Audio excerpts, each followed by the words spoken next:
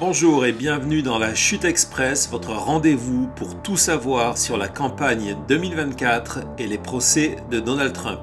C'est parti.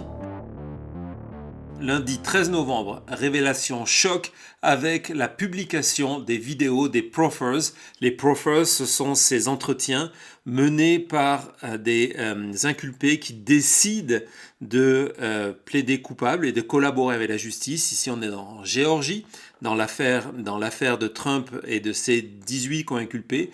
Vous le savez, 4 d'entre eux ont décidé de collaborer avec la procureure Fani Willis. Et donc, ABC News et Washington Post ont partagé ces interviews extrêmement fortes de ces témoins qui ont décidé de se retourner contre Trump, d'anciens inculpés qui ont décidé de se retourner contre Trump en échange d'une peine allégée. On y apprend, par exemple, que Jenna Ellis, une des avocates de Trump, a été témoin de conversations où des proches de Trump lui ont assuré que le plan était de rester au pouvoir quoi qu'il arrive. On a aussi Sidney Powell, vous vous en souvenez, de Kraken, qui non seulement révèle que Trump savait qu'il avait perdu l'élection, savait qu'il n'y avait pas eu de tricherie, mais a quand même continué et songé à lui donner tout pouvoir d'enquête.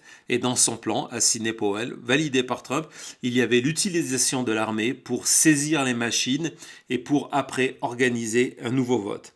Mardi 14 novembre, à la Chambre des représentants, grâce aux démocrates, le shutdown est évité à la dernière minute. Grâce aux démocrates qui sont venus donc voter non pas le budget du gouvernement américain, mais encore une fois, un délai de 45 jours avant de remettre le débat au cœur du jour. Pourquoi grâce aux démocrates? Parce qu'il y a eu plus de démocrates que de républicains qui ont voté pour ce plan-là. Une grosse partie des républicains, dont les troupes MAGA, se sont opposés à ce plan et ont considéré que c'était une trahison de la part de Mike Johnson, le nouveau speaker de la Chambre des représentants.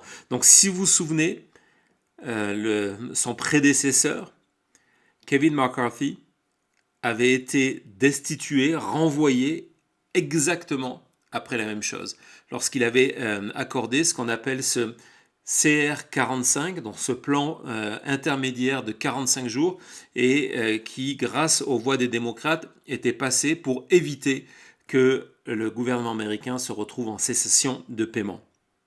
Et donc, l'aile droite, extrême droite des républicains à la Chambre à la Chambre des représentants a donné rendez-vous à Mike Johnson mi-janvier, lorsque les débats vont revenir sur le shutdown, en le mettant en garde. C'était son dernier avertissement. S'il continue à faire une politique de collaboration sur ce point-là avec les démocrates, il sera viré à son tour. Donc pour l'instant, le chaos au Congrès est repoussé pour le début de l'année 2024.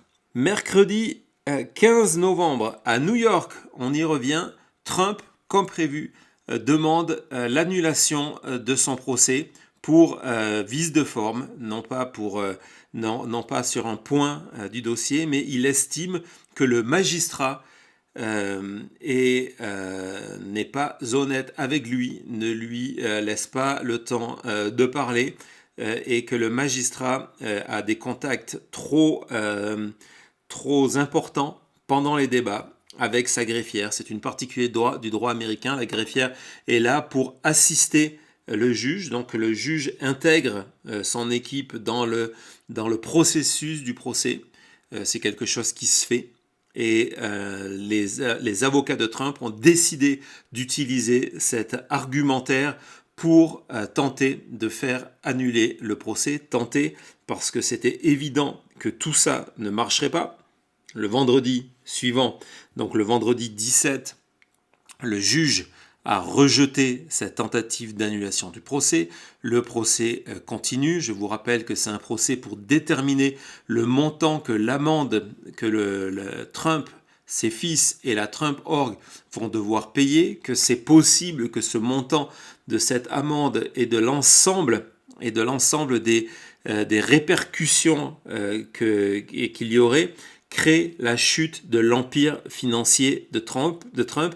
Et pour toutes les personnes qui suivent ce dossier, comme je le suis au quotidien, pour l'instant, les Trump n'ont pas montré de quoi faire changer l'avis du magistrat.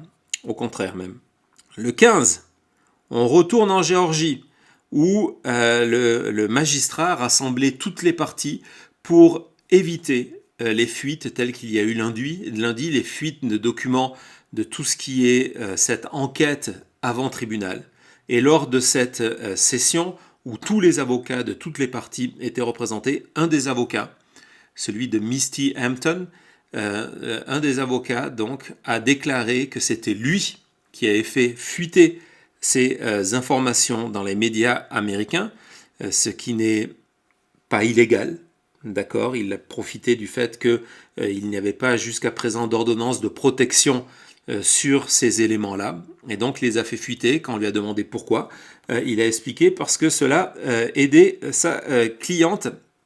Et donc, on a fait une émission spéciale que je vous conseille évidemment d'aller voir. On a fait 2 émissions spéciales sur ce dossier-là, sur les révélations chocs de ces documents et sur les conséquences de ces documents et le fait comment leur publication va être utilisée pour faire pression sur les témoins, sur les futurs témoins, en disant voilà, si vous parlez, ces documents-là vont sortir, et s'ils sortent, vous risquez de vous retrouver exposé à la menace de la base MAGA. Donc ça, c'était ce premier point. La même journée, quelques heures plus tard, où Fani Willis, en parlant de menaces, Fani Willis a demandé que la liberté conditionnelle d'un des co-inculpés de Trump, Harrison Floyd, soit révoquée. Harrison Floyd, c'est ce co-inculpé de Trump qui, en 2020, a été chargé de s'approcher de différents témoins. On parle ici de Ruby Freeman et d'essayer de la convaincre, d'abord par la complicité et puis après par la menace, la convaincre de témoigner et d'expliquer qu'elle avait menti et que l'élection était truquée. Harrison Floyd est poursuivi dans ce cas-là, et aujourd'hui, ce mercredi 15 novembre, ce que Fani Willis reproche à Floyd, c'est non seulement d'avoir continué à avoir des contacts directs avec certains de ses causes inculpés, qui est strictement interdit, et puis d'avoir utilisé Twitter, mais aussi des participations dans des émissions d'extrême droite, dont certaines chez Steve Bannon, pour menacer directement certains témoins. Il a menacé Gina Ellis, il a menacé à nouveau Ruby Freeman, et donc Fani Willis demande que sa liberté conditionnelle soit révoquée et qu'il se retrouve emprisonné. On aura la réponse la semaine prochaine.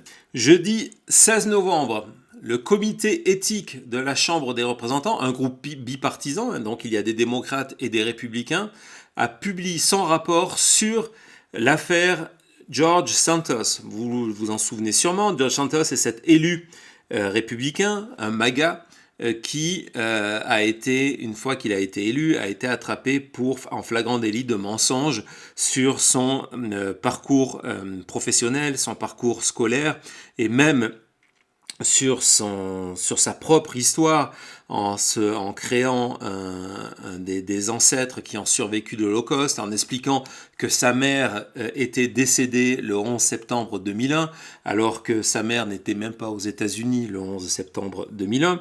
Et donc il y a eu une enquête qui a été menée, et les conclusions de ce rapport sont terribles.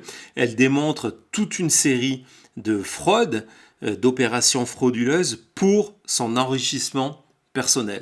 Les conclusions sont tellement sévères que le comité d'éthique a décidé de ne pas passer par la phase ce qui correspond à une phase de procès, donc une phase d'audition, et à la place de demander que George Santos soit puni, il y a une résolution qui a été posée, et normalement, d'ici la fin du mois, c'est une procédure extrêmement rare, George Santos devrait être renvoyé de la Chambre des représentants. Alors parmi les fraudes qui lui sont reprochées, évidemment d'utiliser l'argent de sa campagne pour son enrichissement personnel en ayant créé des sociétés écrans et d'avoir par exemple utilisé cet argent pour des voyages de luxe à Las Vegas et à Atlantic City et à Miami, pour avoir utilisé cet argent pour aller acheter des produits de luxe, des sacs Hermès, des parfums chez Sephora, des produits de beauté chez Sephora, s'être offert des cures de Botox et d'avoir fait payer plusieurs abonnements OnlyFans à sa campagne. Vendredi 17 novembre, journée extrêmement chargée, qui a débuté à New York avec Trump qui a porté plainte directement contre le magistrat. C'est une procédure extrêmement rare, mais encore une fois, le dossier ne permet pas à Trump de s'en sortir, donc sa seule manière, c'est d'essayer de faire casser ce procès avec tous les moyens possibles. Donc on est dans une stratégie où chaque jour, ses avocats essaient une nouvelle chose. Et donc là, ils ont attaqué le juge.